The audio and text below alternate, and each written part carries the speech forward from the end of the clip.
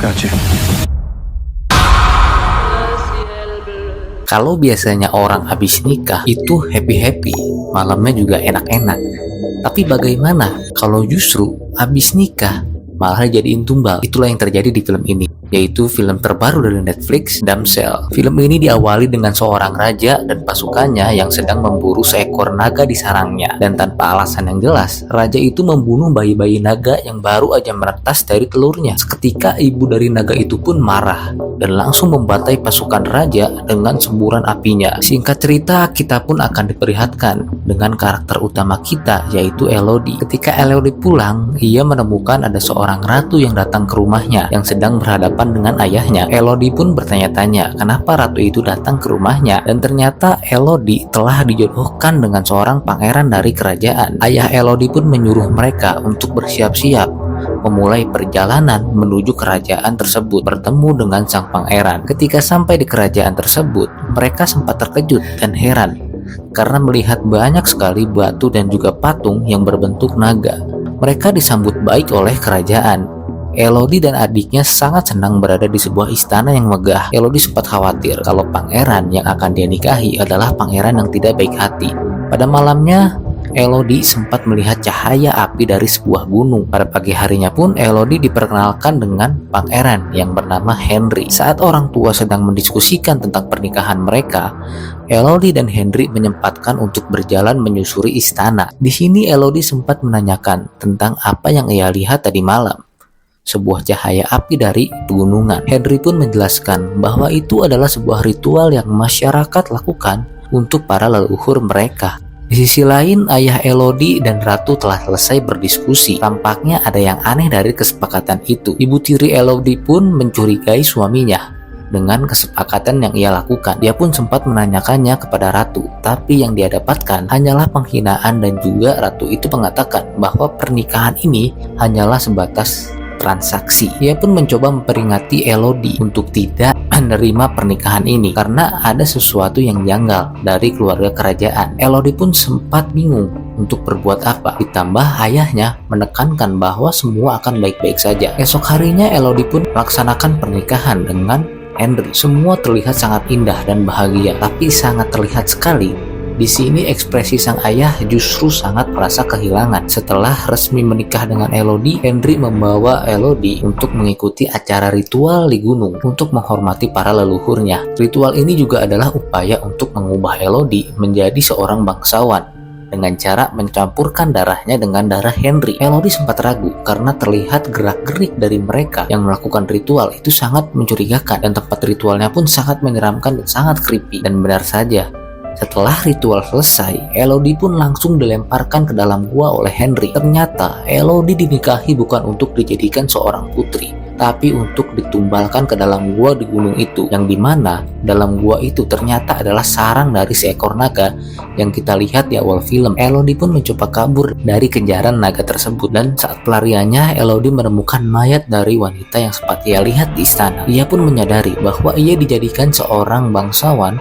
untuk dikorbankan pada naga sebagai penebusan kepada naga tersebut atas apa yang leluhur mereka lakukan pada anak-anak naga yang kita lihat di awal film. Elodie dengan sekuat tenaga mencoba kabur dan menghindari semburan api dari naga tersebut. Kakinya sempat terluka terkena api. Elodie pun terus menyusuri gua tersebut sampai ia menemukan tempat yang terdapat cahaya biru di sisi-sisi gua dan melihat ada jalan di sisi lain dari gua itu. Namun Elodie harus melompati jurang untuk mencapainya. Dengan sekuat tenaga, Elodie pun mencoba melompat. Sempat terperosok, tapi Elodie berhasil menahan dirinya. Tidak lama, ia pun menyadari bahwa cahaya biru itu adalah cacing-cacing yang bercahaya. Karena kehausan, ia pun sempat meminum air dari tetesan yang jatuh dari bebatuan. Tapi itu berakhir buruk karena ternyata terdapat naga di balik batu-batu itu. Setelah itu, ia melihat nama-nama dari wanita yang sempat ada di gua tersebut, dan ia pun yakin bahwa ada yang berhasil selamat dari gua itu. Karena kelelahan, ia pun sempat tertidur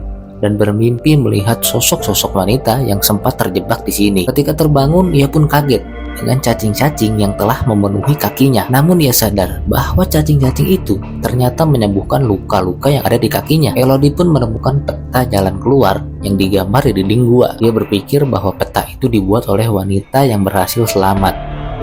Ketika ia mencoba memanjat dinding kristal, sang naga sempat menemukan Elodie dan mengejarnya. Elodie pun terjatuh, dan beruntungnya Elodie masih tersangkut di sebuah kristal, dan Elodie berhasil memanjat sampai ke atas gua itu. Namun ternyata jalan itu berada di atas tebing tinggi.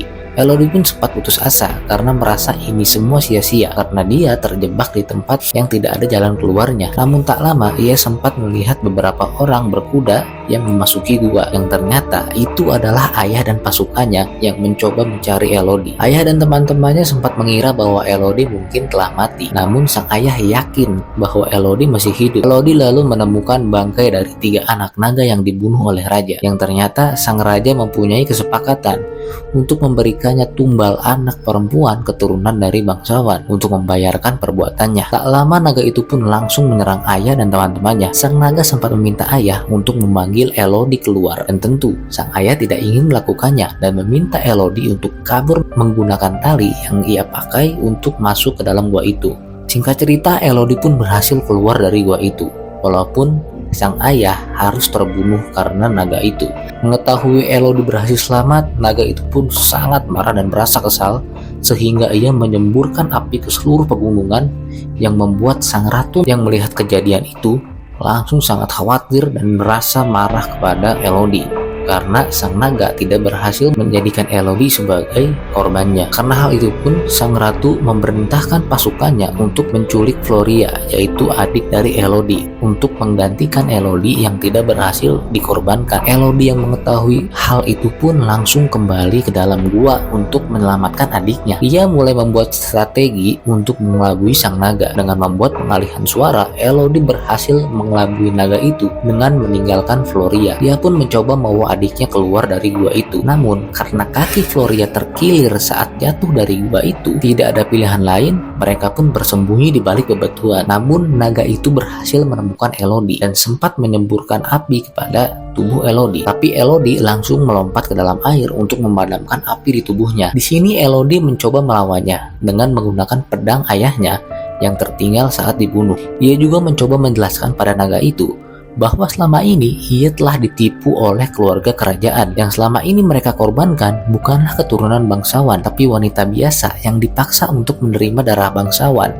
Sehingga naga itu mengira bahwa ia membunuh keturunan bangsawan. Tentu saja naga itu tidak mempercayai penjelasan dari Elodie, tapi dengan kecerdikannya Elodie meminta naga itu untuk menyemburkan api kepadanya untuk menyelesaikan masalah ini. Tapi ternyata ketika naga itu menyemburkan api itu langsung berbalik arah, karena di dinding gua itu ada dinding yang melengkung yang bisa membelokkan arah angin dan juga api, sehingga sang naga pun terluka parah karena apinya sendiri. Naga itu pun meminta Elodie segera membunuhnya. Namun Elodie menjelaskan bahwa mereka sebenarnya mempunyai musuh yang sama, yaitu kerajaan. Elodie pun langsung menyembuhkan luka naga itu menggunakan cacing-cacing bercahaya biru. Setelah itu terlihat di istana sedang dilakukannya pernikahan, yaitu korban dari kerajaan selanjutnya. Elodie pun tiba-tiba masuk dan menghentikan acara itu. Kehadirannya tentu sangat membuat orang-orang terkejut.